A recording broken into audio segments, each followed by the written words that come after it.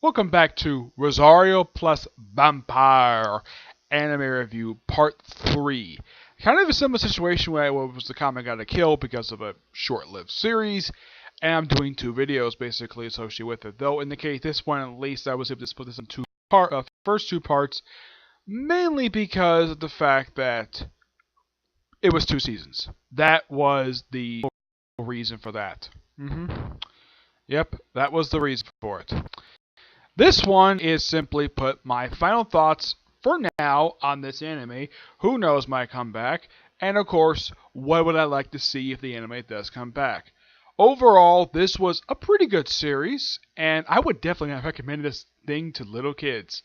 Why? There is nudity, there is swearing, and tons of fan service.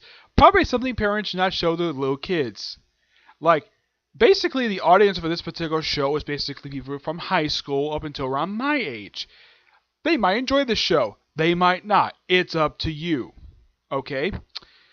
But I would definitely not recommend this to people who are in elementary school. Because it's not for them. Because the stuff they do in the show, or at least talk about, is completely inappropriate for little kids. Especially since we have, like, 4 women who go naked in pretty much in one season. Well, not due to having sex. Oh no, it's not that. There's no sex in the whole show. It's due to them showing them having going like hot springs. Though, if you're a female viewer, you might enjoy seeing the main character's rear end in one episode. Yeah, it was the episode Bathroom and a Vampire, which was the 8th episode of the second season. Yeah. So at least they gave equal fan service. That's why like most of the fan service was for the men. Give or take. I mean, yes, one thing I do appreciate about the show is the fact they don't drop the F-bomb in it, thank God for that. They do drop the S word, the B word a few times, but they don't overdo it like they do in the series Hellsing Ultimate. And there's no gore. It's a good comedy. The show is basically sort of like a dark comedy, but it's basically adult comedy. But high schoolers would definitely enjoy this if you're up to it. Okay? Now, what would I like to see if the show comes back? Well, one thing I would definitely like to see them do is actually finish adapting the original manga. Because from what I can tell, they were pretty much, I would say, about halfway through the original manga. And then for some reason, they basically picked like a few chapters, what was left of the original manga, and did a few chapters of the sequel manga, and that's what they did for Season 2. The first thing they should adapt is the 3 chapters that were not adapted from the first arc in the manga. Yeah, there was exactly 3 chapters. We're thinking, okay, what was the first 7 chapters adapted for the first, let's say, around the first half of Season 1? No, they only adapted the first 2 chapters, and 4 and 5. That's it. That's all they did. Basically, 1 was Chapter 1, Episode 2 was Chapter 2, 3 was Chapter 5, and Episode 5 was Chapter 4. That's kind of the order they went. I will start with those 3 chapters they skipped over, and then I would do the anti-schooler arc and the school festival arc. They did kind of loosely adapt a couple chapters loose associated with that arc. But yeah, I think I know the reason why they skipped over the school festival arc, because they didn't do the anti-school arc. Excuse me, so they went with doing their own thing. Yeah, that's simply the way it is. I would definitely want to see those 2 adapted, plus, of course, the rest of Season 2. I mean, I think they started to adapt the Season 2 manga, but they just stopped after just the first few chapters and just did their own thing. That is just my personal guess anyways. Yeah. Would I go with the manga ending? Probably. But if the show does come back, would I like to see the first season of the show when it does come back, last 13 episodes? No, not necessarily. You can easily, with the amount of stuff they adapt from the first series, this is for a good 26 episode season. That's just my guess, anyways. At least 24, 26 episodes, not 13. That's a little not that's like too little. It's like half of a season. Yeah, that's just my opinion, anyways. Though one begs the question: why in the world they decided to just do both the first season and the second one? Why did they just do 13 episodes? Honestly, I have no idea why. They just did. It's one of the most bizarre things I've seen. And let's see. I would definitely like to see the dubcast come back because I love dubcasts for this series. They're so funny, hilarious. Yeah. Though they did one particular arc from series two, they from the second series, they did tiny bit adapt when they had Misery abduct Sune to go someplace private. They did loosely adapt that portion of that plot thread of that. I think it was the second arc of the second series.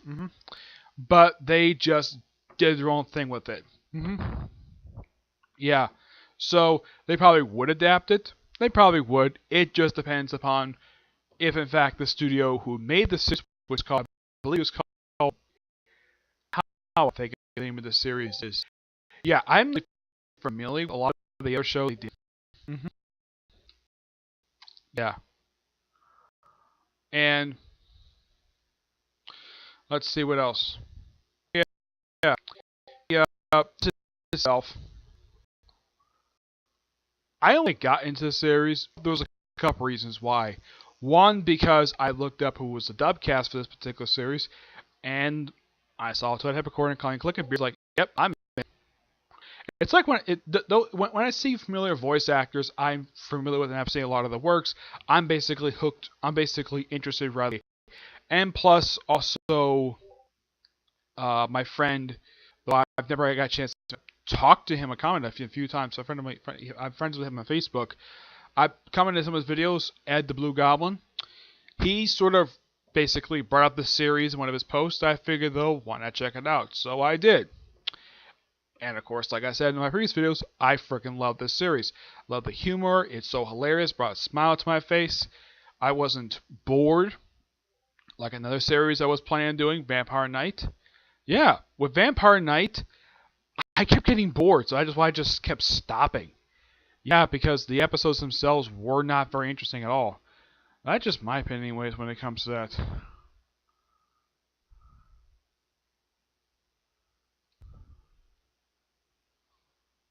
Okay. The name of the studio that made this particular series was... Let's see. Gonzo.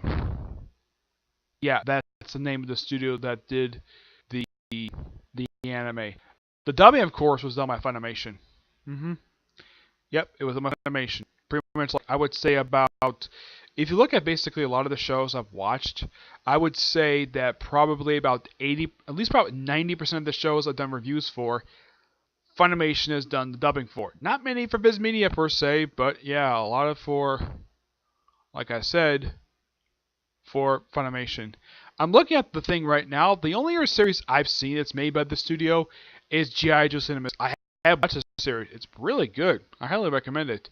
But aside from that, there is literally like, there's Blue Submarine number 6. That was also made by them as well. But as for any other anime that they've made, nothing. Just like one or two other series. Oh yeah, I did watch Transformers Cybertron. Yeah. So not many. Unlike, let's say, studios like Studio Parrot or or Toei Animation, I watched a bunch of their series that they basically have made. This studio, it's like about 3 or 4, like 2 or 3 others. Unlike, let's say, with, I think it wasn't Ace Attorney, it was like trying to think though. What the studio, that was one studio I watched where they actually, oh yeah, it was a series that made Ulysses 31.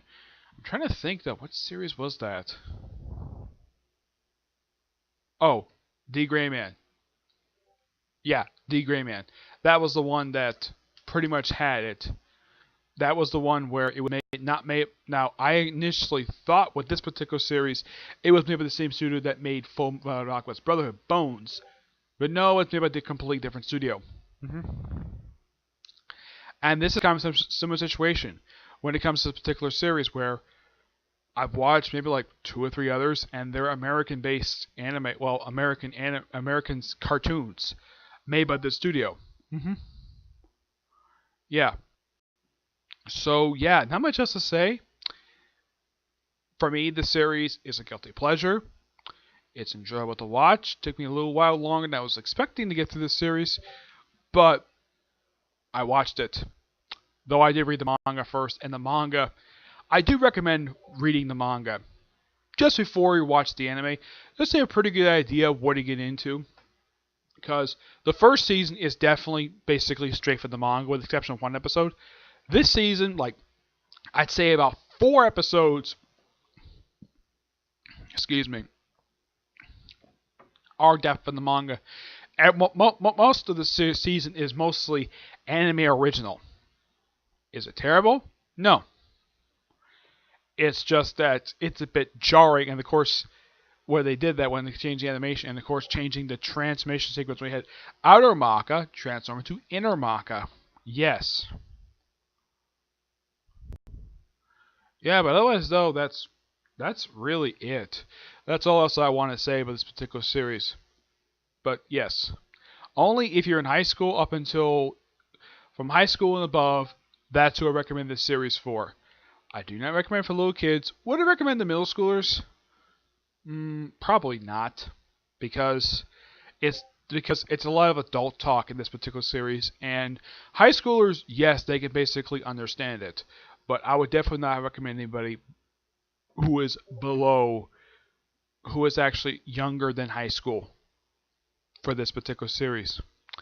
All right, so my next anime I'm planning on starting up, my next anime review series, when I get a chance to watch it, probably in about a couple days, it will be talking about a brand new anime called High School DxD.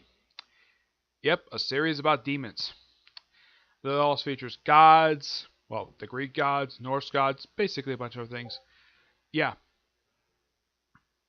I'm sure some people may notice though, the last several series, the reason why I got into them is mainly because of your Colin Clickenbeard's in the series, or because basically her or Todd Heppicor's in the series as well, or just Colin Clickenbeard by herself. I get into this series. The reason why I enjoy this series because I love these two voice actors because they're two of my favorite dub actors. Voice actors though.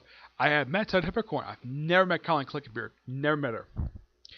I'm hoping one of the next cons I go to, I get a chance to meet her. I get a chance to talk about several series I've watched with her in. I've watched that like a good I see about 13 series now with her in it.